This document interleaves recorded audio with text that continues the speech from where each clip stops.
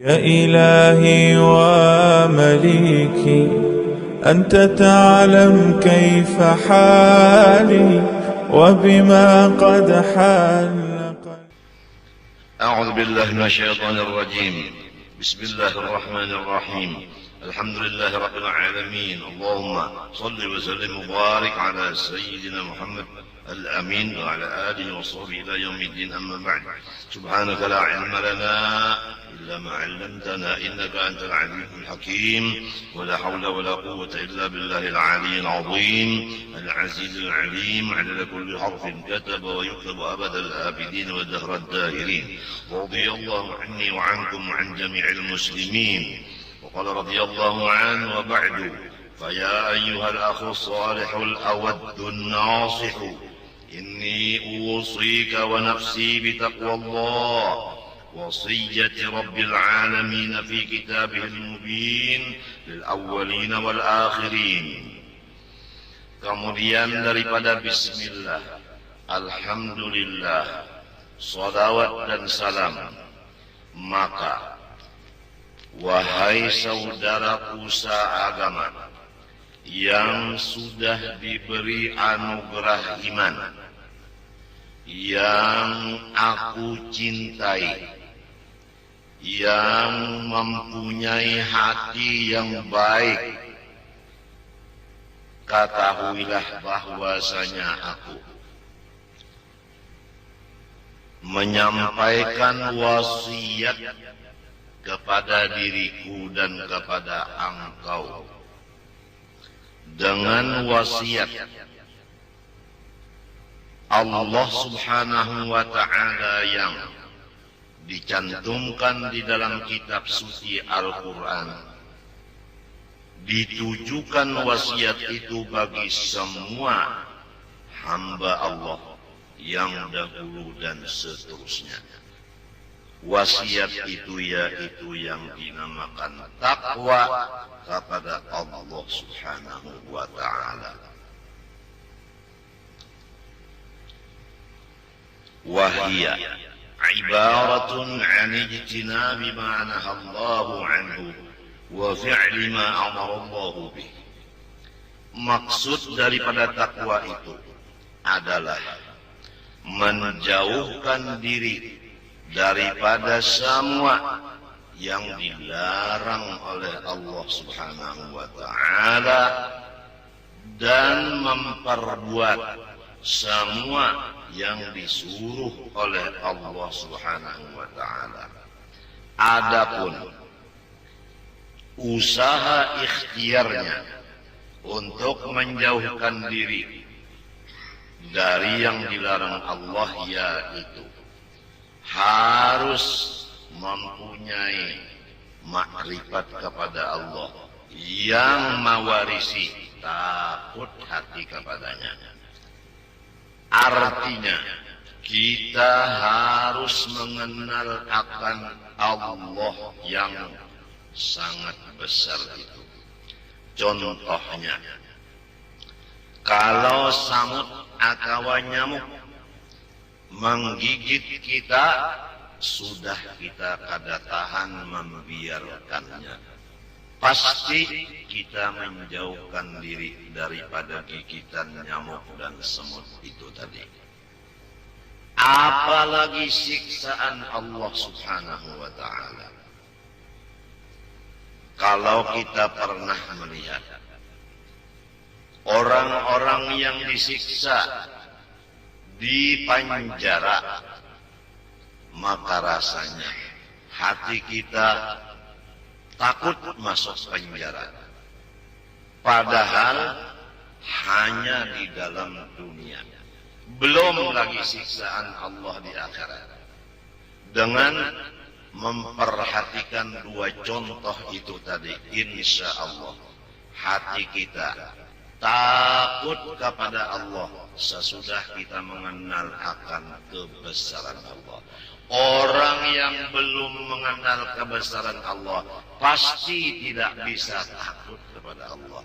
Misalnya, orang yang tidak tahu kebesaran gurunya, maka tidak bisa ia takut menghormatkan gurunya itu, maka gurunya dianggapnya teman biasa, manusia biasa. Malahan gurunya dianggapnya lebih remeh daripadanya, akibat tidak makrifat, belum mengenal. Orang yang bisa menghormat guru, orang yang sudah kenal kebesaran guru itu. Guru pertama diwajibkan melajari akan si murid. Dua, guru disuruh memelihara murid itu. Guru disuruh mendoakan murid itu. Guru disuruh beribadah pahalanya untuk si murid. Kok begitu? Pahala guru dibagi-bagi untuk murid. Nggak masuk akal. Nah begini. Guru itu seperti ayah. Setiap orang tua wajib menafkahi anak-anaknya. Maka jelas, setiap orang yang punya guru, ibadah-ibadah guru itu diserahkan guru kepada Allah, mohon pahalanya diberi ganda, dibagikan kepada anak-anak muridnya sebagai anak-anak tanggungannya. Sebagaimana orang punya anak buah, wajib mencarikan nafkah gasan anak buahnya untuk anak buahnya. Jelas? Dan setiap guru tidak ada mempunyai sifat amarah terhadap muridnya. Dia mempunyai kasih sayang kepada muridnya. Di atas daripada kasih sayang ibu bapak terhadap anaknya. Sekali lagi, lebih kasih sayang guru terhadap murid dari ibu bapak si murid itu terhadap anaknya tadi. Arhamun nasi bin nasi al-ulama, hadis Nabi. Ulama itu paling kasih sayang dari manusia terhadap manusia.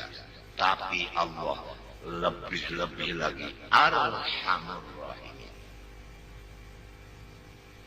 Nah kalau orang sudah betul-betul yakin bahwa Allah itu besar dan kasih sayang, niscaya dia takut kepada Allah Ta'ala dan dia mengharap kepada Allah. Nah, sesudah ada takut kepada Allah, sudah ada mengharap kepada Allah, karena sudah mengaji dengan yakin masalah sifat-sifat Allah, baru kita beralih. Apa yang dilarang Allah? Mau tidak mau, kita pasti berusaha berikhtiar dengan keras mengaji apa-apa yang dilarang Allah. Kalau mengaji makrifat sahaja, maka hasilnya hanya takut dan mengharap. Tapi yang dilarang Allah, dia tidak mengaji, maka tetap pekerjaannya pasti pekerja yang dilarang. Sebab dia belum tahu yang dilarang itu. Demikian juga mengerjakan yang disuruh tidak bisa, karena dia belum tahu apa-apa yang disuruh Allah. Nah oleh sebab itu, mengaji makrifat sampai menghasilkan takut dan harap, mengaji segala larangan Allah, mengaji segala suruhan Allah. Kalau makrifat tidak ada penghabisannya. Kalau larangan Allah sangat banyak hitungannya, suruhan Allah pun sangat banyak hitungannya. Oleh sebab demikian, sadarlah, tidak ada menuntut ilmu agama yang disebut tamat atau tuntung. Tidak ada. Rasulullah SAW bersabda, "Utlubul ilma minal mahdi ilal lahdi." Menuntut ilmu agama mulai kecil sampai ke liang lahat. Tidak ada orang menuntut ilmu 1 bulan selesai. Tidak ada. Harus sampai mati. Karena suruhan Allah sangat banyak, yang dilarang Allah pun sangat banyak. Mengenal Allah makrifat, Allah tidak ada batas, maka makrifat pun tidak ada batas. Sekadar kita makrifat kepada Allah, sekadar itu bisa melaksanakan takwa kepadanya. Sekadar kita makrifat dan takwa di dunia, sekadar itulah kita lezat nantinya di dalam surga. Maka selama umur ada di dunia ini, kita berusaha sekeras-kerasnya dengan perintah Allah dan tuntunan Rasulullah Sallallahu Alaihi Wasallam dan ruhani para masyayikh kita dan judud atau nenek moyang kita, maka kita akan mendapat kelezatan yang luar biasa nanti di dalam Firdaus, surga yang paling tinggi. Yang di Firdaus itulah duduknya kekasih kita Rasulullah sallallahu alaihi wasallam. Untung bagi orang yang umur dari kecil sampai tua 70 diisi siang dan malam dengan menuntut ilmu dan mengamalkannya.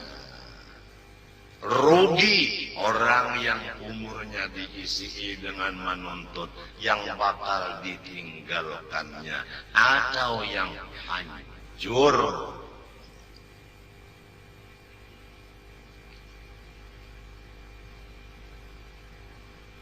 Semoga Allah Subhanahu wa ta'ala memberikan kita akal yang jernih, sehingga dengan parantara akal yang jernih yang diberikan Allah kepada kita, kita bisa memilih mana yang mestinya diambil, mana yang mestinya ditinggalkan. Dunia akan kita tinggalkan. Bahkan sebelum kita meninggalkan, banyak terjadi, dunia sudah meninggalkan. Tidak sedikit orang kaya yang mendadak menjadi orang fakir. Betul? Tidak sedikit pejabat yang mendadak jabatannya dicopot. Sebelum dia mati, sudah ditinggalkan oleh dunia. Istri dan anak buah adalah dunia. Banyak terjadi sebelum mati, sudah ditinggalkan istri. Belum mati, sudah ditinggalkan anak-anaknya.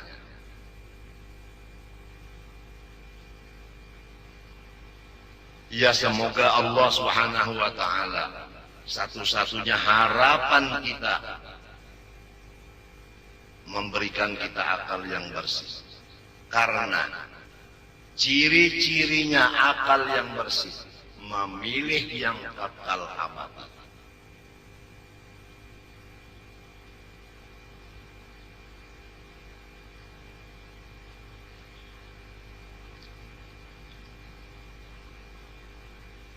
Wallahu khairun wa abqa. Yang paling baik dan paling kekal. Tidak ada dua, hanya satu, yaitu Allah.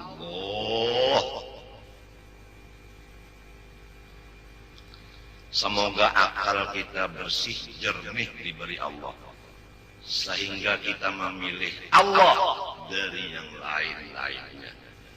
Yang lain dari Allah pasti akan meninggalkan kita. Kadang-kadang di dunia sudah ditinggalkan kita. Istri kita kadang-kadang di dalam sehari semalaman itu 2-3 jam tidak mau ngomong dengan kita. Karena apa? Karena dia marah dengan kita. Padahal dia mulai awalnya sudah menerima uang mahar dari kita. Kemudian dia menerima uang untuk pakaian, menerima uang untuk makan minum, menerima pendidikan pelajaran agama dari kita, tidur di rumah kita. Namun terjadi pernah sehari semalaman 2 jam istri kita tidak ngomong dengan kita, marah, mukanya tidak lagi senyum. Betul?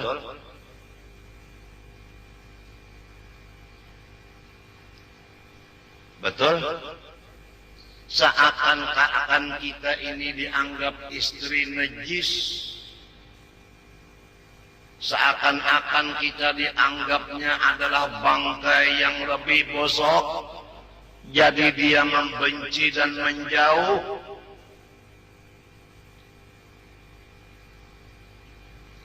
Soal biasa. Sebab istri bukan orang yang paling baik. Istri bukan orang yang kacau. Wallahu khairun wa abqa. Yang paling baik, yang paling kekal, kata Al-Quran adalah satu, Allah. Biarlah istri begitu, biarlah harta begitu, biarlah teman-teman begitu, biarlah segala macam dunia begitu, tapi yang penting Allah jangan sampai hilang di otak, di hati, di pengerasaan kita.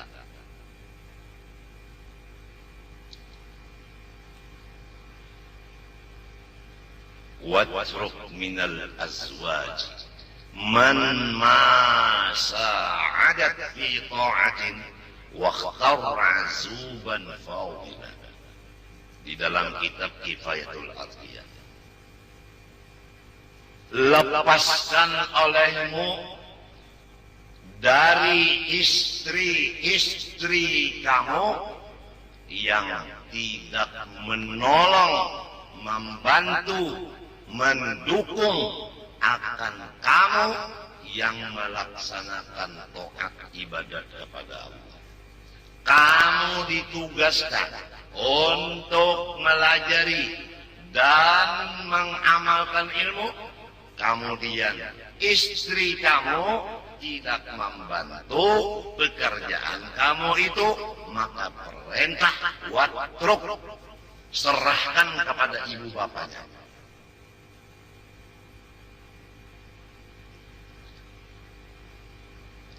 Maka kita Ahlus Sunnah wal Jamaah punya dalil 4, Quran, hadis, ijma' dan qiyas. Kalau sudah istri yang kita mahar tidak membantu mendukung kerjaan kita yang seperti kerjaan Rasulullah ini, apalagi yang bukan istri, harus kita lepas semuanya karena tidak ada manfaatnya. Kalau tidak ada manfaatnya, berarti kita dapat mudaratnya. Jadi berjauhlah. Ittakhidhillaha sahiban wa da'in nasa janibah. Bikinlah sahabatmu itu hanya satu, yaitu Allah. Maka manusia itu lemparlah ke samping. Begitu di dalam kitab Minhajul Abidin. Fattishin nasa tajidhum aqariba. Silahkan engkau meneliti manusia-manusia yang ada sekarang, pasti jumlahnya mereka itu sifatnya tidak lain seperti kalajengking yang menyakiti akan pikiran dan hatimu saja. Berjauhlah dari kalajengking itu. Karena kalau kamu berdekat dengan kalajengking, kamu sakit. Kalau sakit hati, kamu jadi anggota iblis. Dan akan su'ul khatimah.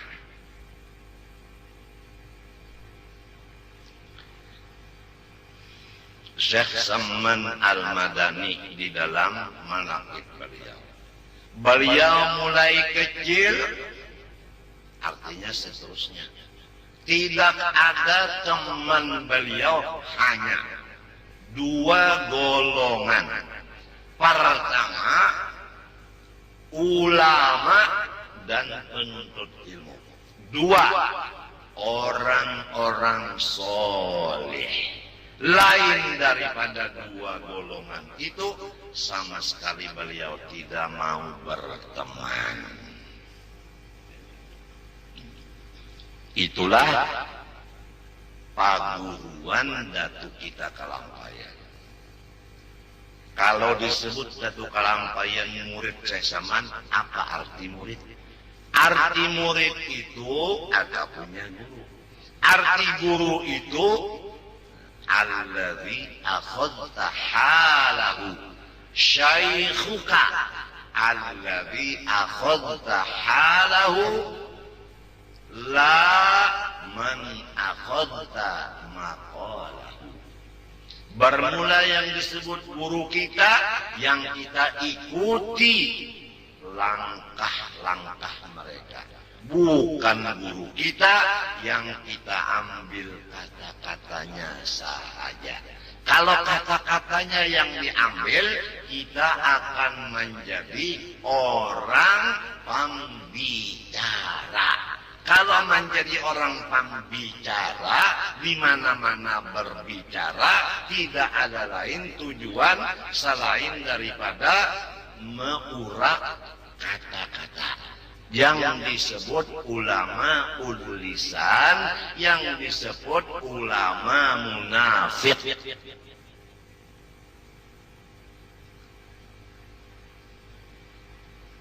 Adapun yang disebut ulama-ulama Allah, mereka yang dipentingkan adalah ilmu dan amal, bukan bicara.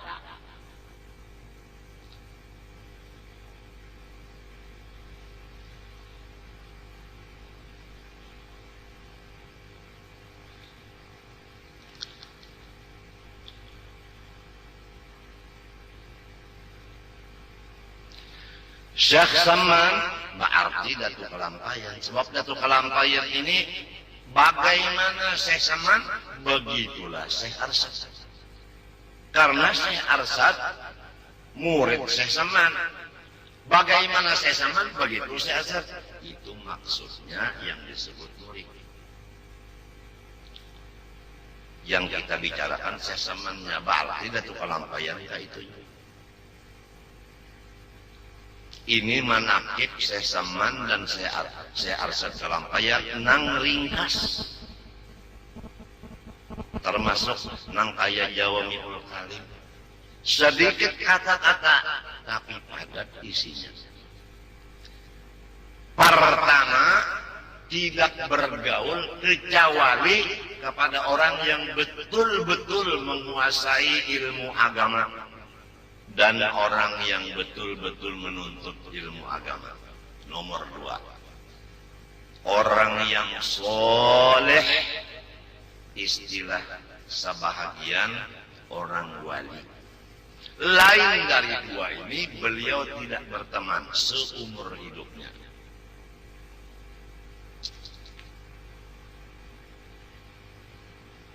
Yang kedua, Syekh Saman sama dengan Syekh Arsad mengutamakan khalwat dan uzlah daripada bergaul. Jelas? Jelas?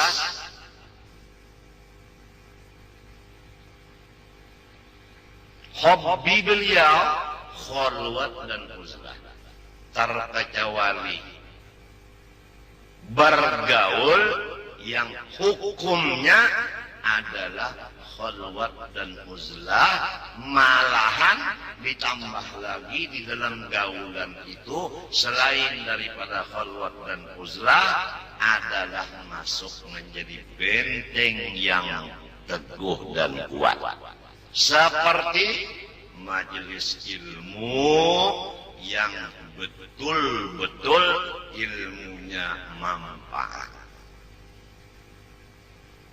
Dan tidak ada di majelis itu yang tidak patut terjadi. maka majelis itu namanya hisnun hasin. Sesudah khalwat dan uzlah. 2. Berjamaah di dalam sholat dan majelis-majelis lainnya seperti majelis zikir. Ini pun jamaahnya yang betul-betul bersih. Kalau semua yang disebut tadi majelis ilmunya, majelis jamaah, yang lain-lain maksudnya sholat berjemaah dan lainnya sudah berubah daripada yang betul, maka kita disuruh jangan bergaul lagi di situ. Rasulullah SAW bersabda, la tajtami'u ummati ala dhalalah. Pantangan umatku ikut di dalam majelis yang ada campurannya bid'ah.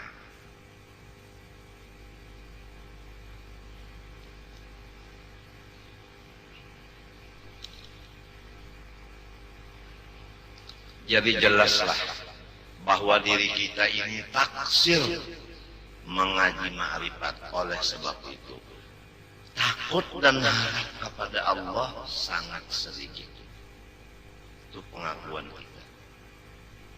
Yang kita takuti itu lapar, yang kita takuti haus, yang kita takuti garing, yang kita takuti kurang duit, yang kita takuti macam-macam. Semua yang tidak patut ditakuti itu yang ditakuti. Yang disuruh takuti yaitu Allah. Wa khafuni in kuntum mu'minin wa iyaya farhabun. Kenapa tidak? Karena kita banyak mengenal yang lain dari Allah daripada mengenal Allah. Lebih jelas yang lain dari Allah di hati kita daripada jelasnya Allah di hati kita. Buktinya lebih takut kepada yang lain dari Allah daripada takut kepada Allah.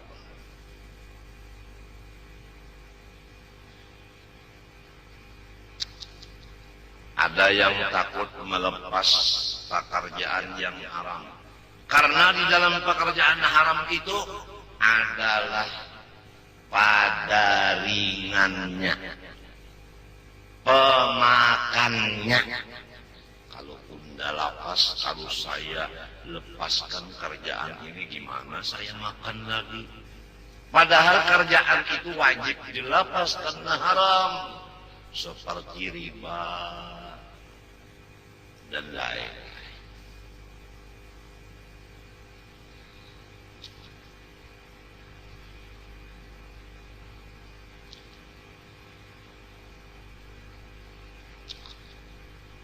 Yang kedua, kita mengakui taksir meninggalkan yang dilarang Allah.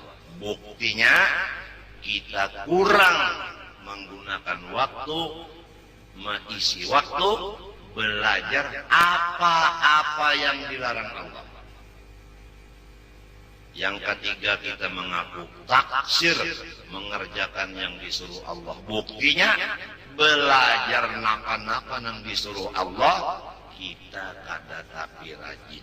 Banyak waktu diisi yang bukan daripada yang demikian itu. Asal pengakuan tadi berhasilnya kita bersifat tawadhu. Tapi kalau kita takabur, sebaliknya. Kita merasa ma'rifat sudah komplit, merasa takwa sudah sempurna, maka itu namanya orang yang paling jahil.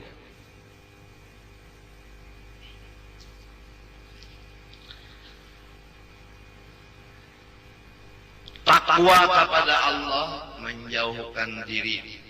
Karena apa jadi menjauhkan diri? Karena takut. Apa yang dijauhkan? Yaitu yang dilarang oleh Allah. Jadi dasarnya takut dulu kepada Allah, mengaji akan apa-apa yang dilarang Allah, baru bisa melaksanakan ijtinab makna Allah. Yang kedua, mengaji dulu sifat-sifat kasih sayangnya Allah. Udah tahu, lalu mengharap. Dengan adanya mengharap, bisa kita mengaji apa yang disuruh Allah, lalu mengerjakannya. Jadi dasarnya meninggalkan yang dilarang Allah karena takut kepada Allah. Mengerja yang disuruh Allah karena mengharap akan Allah. Jelas? Jelaskah susunan katanya? Maka takwa yang dimaksud itu tadi, itulah wahia al-musammatu bil istiqamah. Takwa itulah yang diberi nama dengan istiqamah. Istiqamah itu apa? Allati hiya khairun min alfi karamah. Istiqamah itu lebih baik dari 1000 keramat. Kalau ada orang berkeramat, pertama keramatnya tahu diisi hati orang, melihat aib-aib nang goib-goib itu, melihat keramat dua garannya itu satu. Yang kedua misalnya bisa terbang dari rumah ke Mekah pulang pergi 1 menit. Kemudian berjalan di atas air, kemudian sholat di hawa antara langit dan bumi, di situ dia sholat umpama. Kemudian lagi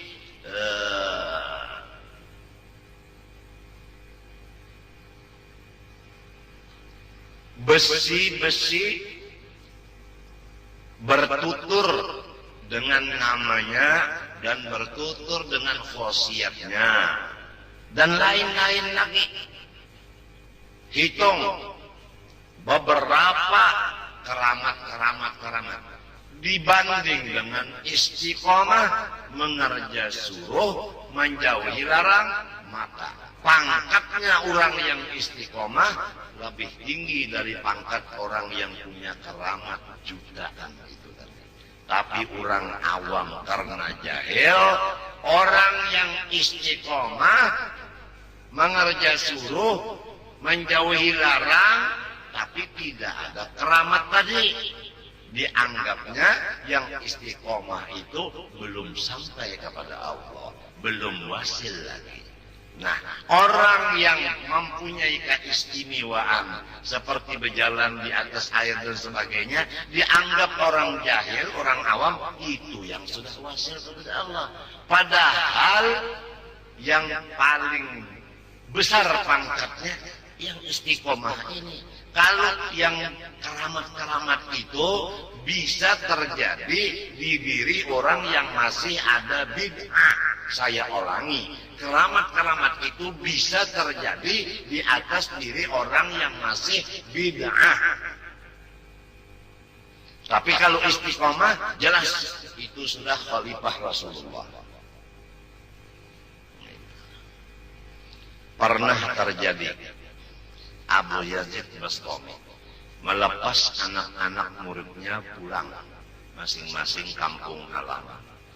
Satu pulang ke kampung halaman, kemudian balik lagi kepada gurunya Abu Yazid. Guru, saya ketemu di kampung saya ada seorang ulama. Kalau anggapan saya wali. Keramatnya begini. Dia terbang di hawa. Bilangnya Abu Yazid Bastami, apa bedanya orang itu dengan burung? Yang satu datang lagi, Assalamualaikum. Waalaikumsalam. Syekh, saya melihat di kampung saya ada orang ulama, kalau saya menganggap wali karena keramatnya dia berjalan di atas air. Jawab saya Abu Yazid Bastami, apa lainnya, apa bedanya daripada ikan dan kodok?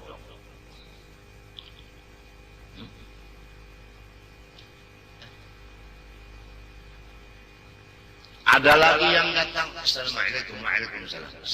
Saya di kampung ada melihat orang alim dan saya anggap orang itu wali. Keramatnya beliau ke Mekah pulang pergi 1 detik. Kata Abu Yazid, apa bedanya dengan iblis? Dia dari masyrik ke maghrib pulang pergi hanya sekejap.